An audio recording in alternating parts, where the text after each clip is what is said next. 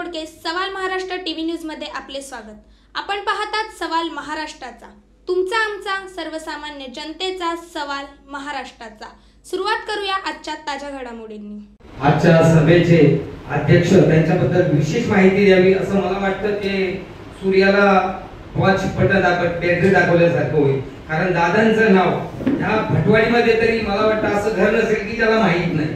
सहकारामध्ये मी जेव्हा 1971 साली या मुंबईत मी पदार्पण केलं, 71 पासून आजपर्यंत 53 वर्ष झालीत मी दादांना सहकारात काम करताना पाहतोय। त्यांचा आदर्श घेऊन नंतर आम्ही पुढे या संस्थेत, त्यांच्यामुळे मी या संस्थेमध्ये आलो, सभासद झालो। नंतर पुढे ओघांनी जवळ आले आमचे दिनेशचंद्र होळवळे, हे माझे राजकीय विरोधक आणि सहकारी, सहकारातले सहकारी। आम्ही एकमेकांच्या विरोधात इलेक्शन लढलो, निवडणुका लढलो, परंतु आमचं प्रेम कायम राहील। हे ज्या सहकारामध्ये आपल्याला सांगायचे की आपण सगळेजण त्या तात्पुरत्या वेळापुरते एकमेकांचे विरोधक असतो, परंतु आपलं ध्येय एकच असलं पाहिजे, प्रगती। आणि ती प्रगती करण्यासाठी एकी महत्त्वाची, या सहकारामध्ये एकीची गरज आहे। सहकार क्षेत्र विषय म्हणजे मला या ठिकाणी बाकीचे मान्यवर सर्व उमेदवार आहेत, त्यांना शुभेच्छा तर नंतर देणारच आहे, परंतु कुणाला वाटू नये का आमचा नाव उल्लेख केला नाही। महत्त्वाचं म्हणजे असं का सहकार क्षेत्र कुठून तयार झालं, तुमच्या आमच्या ग्रामीण क्षेत्रातून हे सहकार क्षेत्र निर्माण झाले। वसंतदादांना आपण त्या महर्षी वसंतदादांचा जर विचार केला तर त्यांचं एकच तत्व होतं, त्यांनी पाहिलं होतं आपल्याकडे जुने लोक गावचे असतील इर्जित करत होतो आपण पूर्वी, इर्जित 4 लोकांच्या घराची बैल आहेत, कोणाकडे माणूस बळ आहे, त्यांना एकत्र घेऊन सगळ्यांची शेती करायची आपण, त्या इर्जितीतून निर्माण झालेलं हे सहकार क्षेत्र आहे। ज्यांच्या खिशात पैसा आहे तो पैसा जमा करायचा आणि त्या पैसा जेव्हा ज्यांच्याकडे नाहीये त्यांना मदत करायची, व्यवसाय त्याची उन्नती करायची, हा सहकाराचा एकमेव गाभा आहे। त्याच्यात पैशावाल्याला जवळ करणं तोही एवढं सोपं नाहीये, त्यांनी आमच्यावर विश्वास ठेवला पाहिजे जो सरकारात काम करतो, आणि हे काम दादांनी या भटवाडीमध्ये नक्की केलं। भटवाडीतच नाही, यशोमंदिरच्या पायाभरणीपासून आतापर्यंत पाहिलं, देशजी होळवळे साहेब, गायकर साहेब, हे सर्व लोकांनी म्हणजे समोर दाखवून दिलं की व्यक्ती म्हणून संस्थेकडे पाहायचं असतं। संस्था ही तरुणांवर म्हाताऱ्यांवर असं काही नाहीये, तरुण पळतात। या सहकारामध्ये कुठं आपल्याला लढाया करायच्या, कुठं मारामाऱ्या करायच्या, सहकारामध्ये तुम्हाला आदर्श वागता आलं पाहिजे। समोरच्या माणसाला संस्थेत आल्यानंतर तो दुःखाने आला तो हसत गेला पाहिजे, आणि जेव्हा असा होईल तेव्हा तो 4 लोकांना परत घेऊन तुमच्याकडे, आणि हे काम दादांनी मी पाहिलेलं आहे, माझ्या समोर अनुभवलेलं आहे। मी जरी सभासद होतो अनेक वेळेला भेटलो पूर्वी, आता जवळजवळ मला वाटतं 20 वर्ष आमची भेटच झाली नव्हती, आज योगायोग आलाय।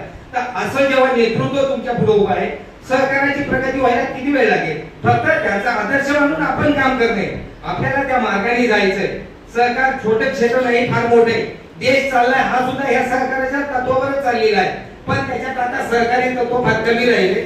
देश समृद्धीच्या याच्यात पैशाच्या याच्यावर चाललेला आहे, पण सहकार तत्व हे तुम्हा गरिबासाठी या मुंबई शहरामध्ये तर गावामध्ये सुद्धा आज मला वाटतं यशोमंदिरच्या शाखा एवढ्या आहेत की गावाकडच्या शेतकऱ्याला सुद्धा इथून आपण कर्ज पुरवतोय, आणि म्हणून ह्या संस्थेचं फार मोठं योगदान या भटवाडीमध्ये आहे। यांच्या पाठीमागून यांचा आदर्श घेत अनेक संस्थांची स्थापना झाली, त्या संस्था उभ्या राहिल्या, आणि दादा आपलं अनुकरण करत अनेक लोकांनी त्याच्यावर आपल्या पायावर पाय ठेवत त्या संस्था उभ्या केलेल्या आहेत। आता विषय सांगायला दिनेशचंद्र आहेत, आम्ही अनेक वेळेला या विषयावर चर्चा करतो, राजकीय चर्चा होतात, परंतु जेव्हा माणूस दादांकडे जाऊन बोलायचं असेल तर आमची राजकीय चर्चा होऊ शकत नसते, तिथे फक्त सहकार्याची चर्चा होते। आणि म्हणून अशा व्यक्ती जेव्हा या संस्थेच्या पाठीशी उभे आहेत, या पॅनलचे मुख्य तत्व म्हणून उभे आहेत, तर ह्या पॅनलचं अपयश हे मनात सुद्धा आणणं चुकीचं आहे।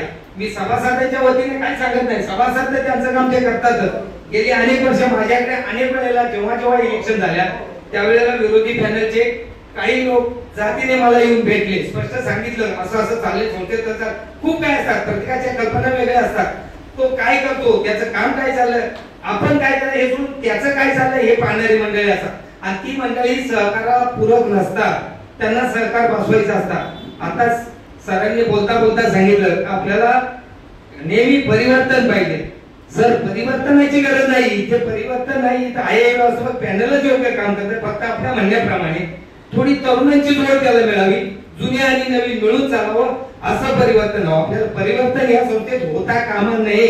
मी आपल्या सर्वांना विनंती करतो, जी संस्था शून्यातून उभी केली आणि तिचं एवढं मोठं स्वरूप आहे, आज बँकेचं स्वरूप यायला वेळ लागणार नाही, फक्त आपल्यासारखी तरुण मंडळी त्यांच्या पाठीशी राहून यांचं योग्य नियंत्रण घेऊन पुढे घेऊन जावं।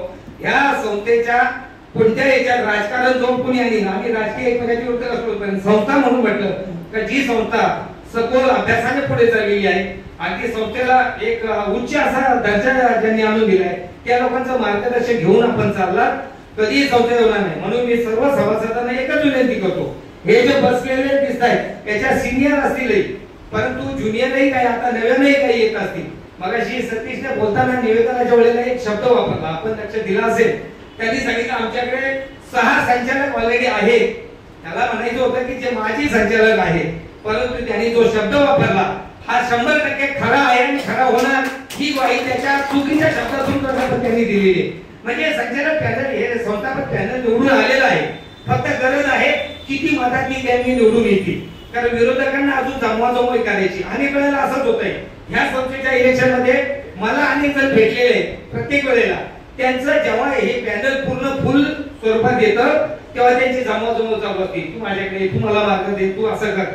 मग त्यामुळे तुम्ही सर्वांनी फक्त एकच लक्ष ठेवा, संस्थेचं उज्ज्वल भविष्य कुठे आहे आपण ते पाहायचंय. जेव्हा पालक घर चालवतो तर तो सर्व कुटुंबाला घेऊन जातो. नाराजी होते, एखादा मुलगा नाराज होतो, एखादी मुलगी नाराज होते, सुनबाई नाराज होते, पण त्या पालकाला सगळ्यांना घेऊन चालायचं असतं. त्यामुळे नाराजी सहन करू नये आणि आपण तेच पाहायचं उत्कृष्ट कुटुंब कुठलं चाललंय. आणि म्हणून आदरणीय दादांच्या पॅनलच्या पाठीमागे आपण सर्वांनी 100% उभे राहाल अशी मी अपेक्षा करतो. आपल्याकडून पण एक शब्द घेतो, आज इथं तुम्ही पाहिलं ऐकलं आणि काही संचालक तर जे उभे आहेत ते आज गावी प्रचार करतायत. मग त्यांना निवडून येऊ की नाही तो तुम्ही काय मिटिंगा घ्यायच्या तुम्ही घ्या, पण आम्ही आमचं काम करतो. असे जर कार्यकर्ते उभे असतील तर आपण त्यांना पाठिंबा देणं, पाठलाग त्यांचा करणं आणि त्यांना निवडून आणणं हे आपलं कर्तव्य आहे. म्हणून मित्र आजच्या सभेमधून मी एवढंच सांगतो, जे काय ऐकलं, जे काय बोलले गेले आणि माझा या संस्थेबद्दलचा जो अनुभव आहे फार जवळचा अनुभव आहे, म्हणून सांगतो ह्या संस्थेचं हे जे पॅनल आहे हे पॅनल 100% एका उमेदवार न पडता निवडून येईल अशी अपेक्षा देतो. आणि मी माझ्या काँग्रेसच्या वतीने जे कार्यकर्ते माझ्या संपर्कात आहेत, या संस्थेचे सभासद आहेत, त्यांना 100% मी घेऊन येणार. कारण दिनेशने दुपारी फोन करून फक्त सांगितलं असं तुम्ही मिटिंगला, म्हटलं लगेच येणार.